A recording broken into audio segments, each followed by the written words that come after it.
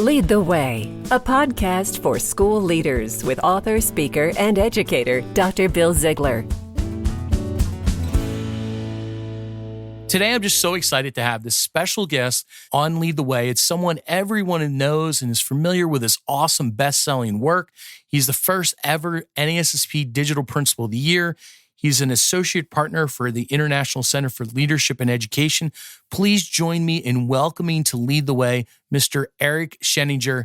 Eric, it's so great to have you on the program today. Honored to be here, Bill. Eric, our schools and our students and teachers have been through so much right now through this pandemic.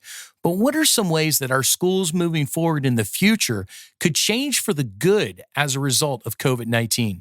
Yeah, well, you know what? I think in the midst of all these challenges, we're starting to see a lot of opportunities. And as I think about, what could be, my hope is that we will learn from the lessons that have been inherent in remote learning and really take that critical lens to, the old mantra of that's the way we've always done it, and really begin to transform teaching, learning, and leadership at scale. When we look at remote learning right now, we're seeing a combination, a blend of both digital and non-digital. And what we hope to do is learn those lessons of personalization. Right now we're seeing kids go follow their own path, going at their own pace. The place now is home. It's virtual. But we're also seeing educators start to incorporate aspects of voice and choice. So if we can focus on those 3 Ps, path, pace, place, and combine those other elements of agency, voice, and choice, we can really move from education, which has often been done to kids, to more a learning experience that the kids want to be a part of that really caters to their unique abilities, their passions, and their interests while engaging them in critical thinking. Eric, that is such great words of advice about promoting voice and choice in students and even educators. What are some ways that principals can begin to lay the groundwork right now as they want to move forward with that? Yeah, I think now really is for principals to take advantage of the $13 billion that's been made available by the U.S. Department of Education to do professional development for their teachers, for their schools now.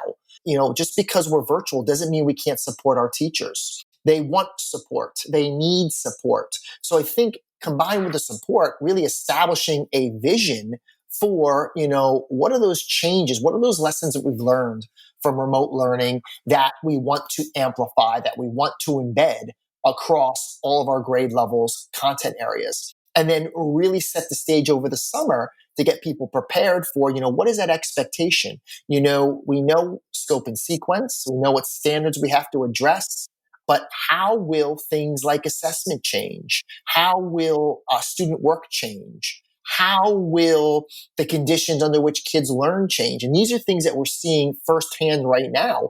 What investments, if any, will we make in personalized and adaptive technology tools so that we can take these elements, especially, I look at my own 2 kids and they're thriving because they can go at their own pace and they can go back and review content. They can get extra help. And that frees them up to really go deeper into other concepts. So I think for the principals, again, vision for, what learning will look like and providing the support now, not just for their teachers, but support for themselves. Eric, you're right. That is so key. What's one word of advice you would give principals as they begin to shape this? Flexibility. You don't have to reinvent the wheel. You don't have all the answers. Do not worry about doing it all right because there is no one right way. Your teachers want flexibility and you deserve that flexibility as a school leader. So if you follow that sort of, guidelines of just being flexible, learning from, what works and what doesn't work, by the time schools reopen, then we can begin to really create those cultures of learning that will impact all kids. Eric, it was so great to have you on Lead the Way today. You always provide such good, concrete, and practical ideas for principals. I want to thank you not just for that, but for being a champion for principals and students and educators nationwide and even globally. Thank you for all that you're doing and for being on Lead the Way today. My pleasure, Bill. You've been listening to Dr. Bill Ziegler with Lead the Way. Bill has great resources for school leaders at chaselearning.org. That's chaselearning.org. Thanks for listening to Lead the Way with Dr. Bill Ziegler.